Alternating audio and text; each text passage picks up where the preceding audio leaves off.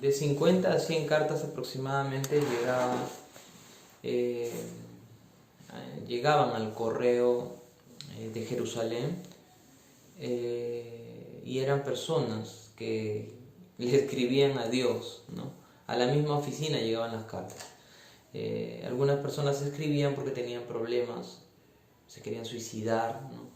O separaciones matrimoniales o enfermedades. Algunas personas también escribían sus traumas, ¿no? Tenían la esperanza de comunicarse con Dios. Falta de perdón. Otras personas tenían cargas muy pesadas, ¿no? O dolencias, diferentes tipos de dolencias. Las personas hacían esto porque querían conocer a Dios de esta forma, querían comunicarse con Dios, ¿no? Yo me acuerdo cuando era niño, también habían pozos milagrosos en donde uno escribía una carta con la esperanza de que esa carta sea escuchada por la divinidad, ¿verdad? Por Dios. El jefe de correo de Jerusalén no sabía qué hacer con tantas cartas, una montaña de cartas, hasta que un día tomó la decisión de simplemente quemarlas, porque nadie iba a pasar a recoger estas cartas. Y es así, el anhelo de todo hombre en general en todos los tiempos es y ha sido llegar a conocer a Dios, ¿no? Los hombres quieren encontrar a Dios, y para resolver este problema, es decir, para satisfacer esta necesidad, los hombres han inventado toda clase de religiones y han fundado ciudades sagradas, centros ceremoniales, centros de adoración, lugares exclusivos de culto. Algunos buscan a Dios en largas caminatas, otros en la tumba misma de Jesús, ¿no? Lo han hecho como una especie de santuario, ¿no? De lugar místico.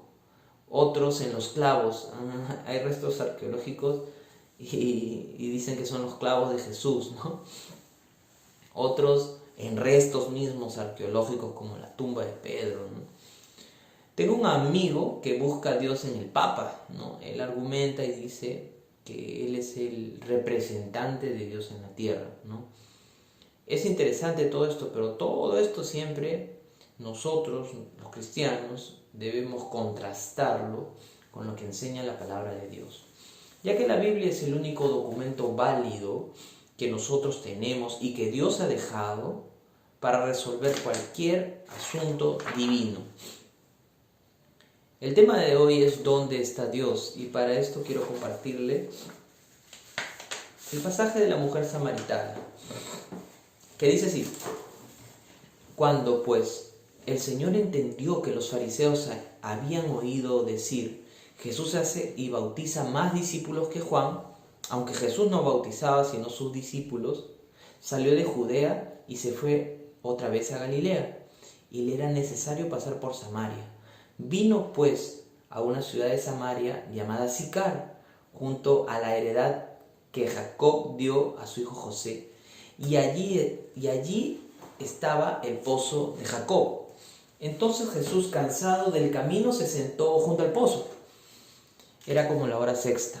Vino una mujer de Samaria a sacar agua, y Jesús le dijo: dame de beber, pues sus discípulos habían ido a la ciudad a comprar de comer. La mujer samaritana le dijo: ¿cómo tú, siendo judío, me pides a mí de beber, que soy mujer samaritana? Porque judíos y samaritanos no se tratan entre sí. Respondió Jesús y le dijo: si conocieras el don de Dios y quién es el que te dice, dame de beber, tú le pedirías a él y él te daría agua viva. La mujer le dijo: Señor, no tienes con qué sacarla, el pozo es hondo. ¿De dónde pues tienes el agua viva? ¿Acaso eres tú mayor que nuestro padre Jacob, que nos dio este pozo, del cual bebieron él y sus hijos y sus ganados? Respondió Jesús y le dijo: cualquiera que bebiere de esta agua volverá a tener sed del agua del pozo, mas el que bebiere del agua que yo le daré no tendrá sed jamás, sino que el agua que yo le daré será en él una fuente de agua que salte para vida eterna. La mujer le dijo: Señor, dame de esa agua para que no tenga yo sed, ni venga aquí a sacarla. Hasta ese momento todavía la mujer no entendía lo que Jesús estaba hablando. Jesús le dijo, ve, llama a tu marido y ven acá. Respondió la mujer y dijo, no tengo marido. Jesús le dijo, bien has dicho, no tengo marido, porque 5 maridos has tenido, y el que ahora tienes no es tu marido. Esto has dicho con verdad, dijo Jesús. La mujer dijo, Señor, me parece que tú eres profeta. Nuestros padres adoraron en este monte. Ojo, nuestros padres adoraron en este monte. Y vosotros decís que en Jerusalén es el lugar donde se debe de adorar. Jesús le dijo, y esta es la parte que quiero que pongan hincapié. Mujer, créeme, que la hora viene cuando ni en este monte ni en Jerusalén adoraréis al Padre. Vosotros adoráis lo que no sabéis.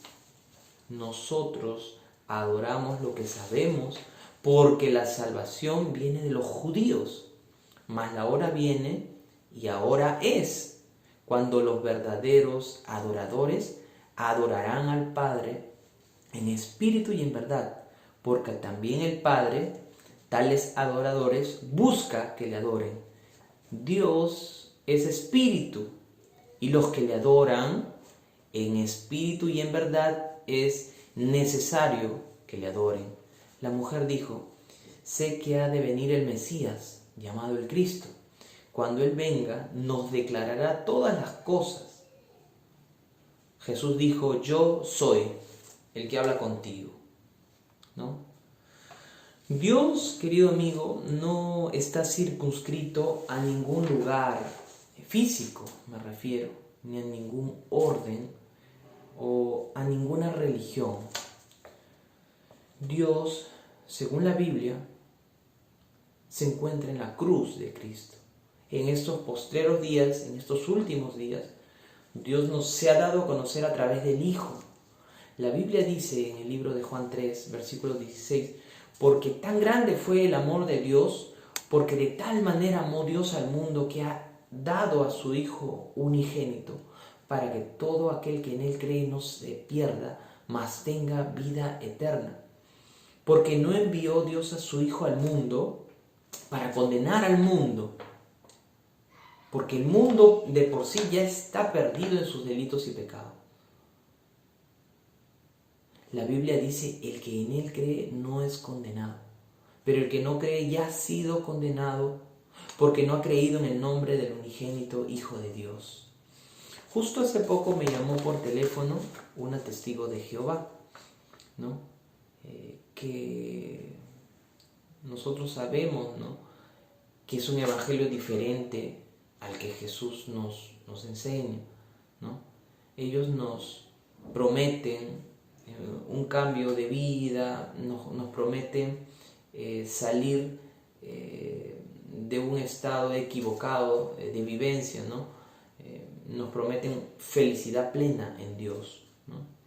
Yo sentí en ese momento la necesidad de leerle la Biblia. No soy mucho de discutir, no me gusta discutir con los testigos de Jehová, pero le tuve que leer la Biblia y explicarle que Jesús no vino para que tu familia sea feliz, ni tampoco vino para curar tus enfermedades, ni tampoco vino para que recuperes tu matrimonio.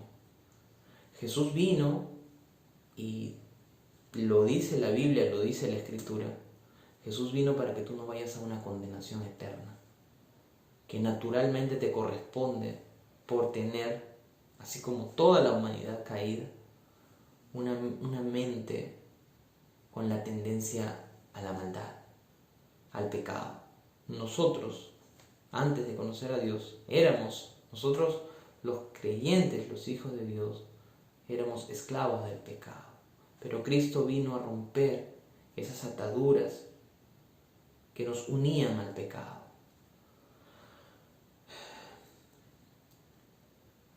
Jesús vino para ponerse en el lugar de aquellos que se arrepienten de corazón. Vino Él para derramar su sangre preciosa por amor a aquellos que le reciben como su único y suficiente Salvador personal. Lo bueno Lo positivo es que a esta señorita se le predicó, ¿no? Y bueno, a esperar en Dios, ¿no? A esperar en los tiempos del Señor. El tiempo de Dios es perfecto, ¿no? Nadie puede forzar a nadie en creer en Dios, ¿no? O en creer en la resurrección de Jesús, ¿no? Se cree por fe. Y esta fe es puesta por el mismo Dios de la gloria. A nosotros, los que trabajamos en el evangelismo, solo nos queda orar y confiar, como dice la Escritura, en que la misericordia de Dios se renueva todos los días. Y esto es algo muy precioso, porque yo descanso en la misericordia de Dios. ¿Cuántas veces yo les he hablado de Dios a mis familiares, ¿no? Ellos me ignoran, ¿no? Pero yo descanso en la misericordia de Dios. Sé que los tiempos de Dios son perfectos y que Dios va a obrar en cada uno de ellos en su tiempo. Yo no soy quien para forzar ni obligar a nadie, a creer en Dios, en Jesús, en Cristo, creer en la cruz, ¿no? Y asimismo tengo amigos también que se burlan, cuando yo hablo de Cristo se burlan. Pero no creo que se burlen al extremo de como yo me burlaba cuando me hablaban a mí de Cristo, ¿no? Yo ya he sido demasiado burlón, porque los consideraba unos ignorantes totales. Los que hablaban de Jesús eran para mí un cero a la izquierda, eran de lo peor, ¿no? O sea que los entiendo, es por eso que oro por ellos y descanso, como reitero, en la misericordia de mi Salvador Jesús. Muchas gracias.